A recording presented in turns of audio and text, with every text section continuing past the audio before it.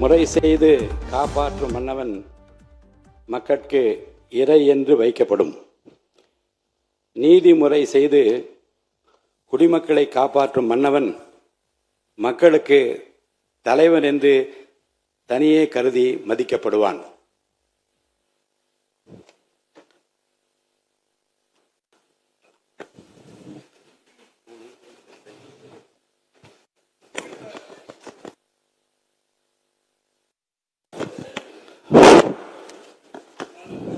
மாண்புமிகு தமிழ்நாடு முதலமைச்சர் புரட்சி தளபதி அவர்களின் 52வது வயதினை பூர்த்தி செய்து 53வது அகவையில் அடியெடுத்து வைத்துள்ளார் என்பதை அறிந்து பெருமகிழ்ச்சி அடைகின்றேன்.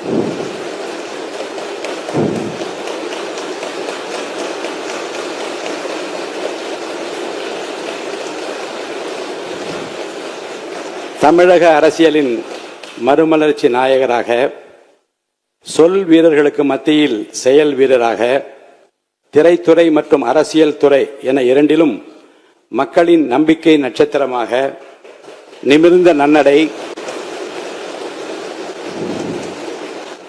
நேர்கொண்ட பார்வையுடன் ஆட்சி புரிபவராக, நிலத்தில் யாருக்கும் அஞ்சாத நெறிகள் உடையவராக, தூய்மையான ஆட்சிக்கு சொந்தக்காரராக என்றும் விளங்கிக் கொண்டிருக்கும் மாண்புமிகு முதலமைச்சர் புரட்சி தளபதி அவர்கள் பல்லாண்டு வாழ்ந்து பல பல சாதனைகள் படைக்க வேண்டும் என்று நான் மனதார வாழ்த்துகிறேன்.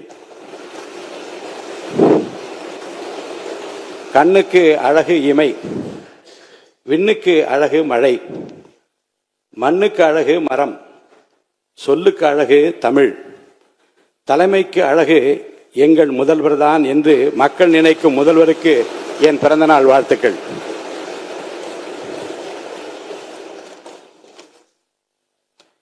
திரைத்துறையின் உச்சத்தில் இருந்தபோது தன்னை ஆராதித்த கோடிக்கணக்கான தம்பிகளுக்காக, தமிழக மக்களுக்காக அத்தனை புகழையும் வசதிகளையும் உதறி தள்ளிவிட்டு மக்கள் சேவைக்காக தன்னை முழுமையாக அர்ப்பணித்துக் கொண்டவர் நமது முதலமைச்சர். அரசியல் களத்தில் எதிர்கொண்ட பெரும் சோதனைகளையும் அபாண்டமான அவதூறுகளையும் தனது அசாத்திய பொறுமையாலும் மக்கள் பலத்தாலும் முறியடித்து இன்று வென்று காட்டியவர் நம் முதல்வர். அவருக்கு என் பிறந்தநாள் வாழ்த்துக்கள். பிறருடைய அனுபவங்களை மதித்து கற்றுக்கொள்வதில் நம் முதலமைச்சர் மிகுந்த வல்லவர். வெளியில் உள்ளவர்கள் நினைப்பதை காட்டிலும் தமிழகத்தின் அனைத்து துறைகள் குறித்தும் மக்களின் தேவைகள் குறித்தும் துல்லியமான விவரங்கள் அவருக்கு அச்சு பிசகலாமல் தெரியும். எதனையும் ஆழமாக சிந்தித்து முடிவெடுக்கும் அவரது நிர்வாக திறமை அனைவரையும் வியப்பிலே ஆழ்த்துகிறது.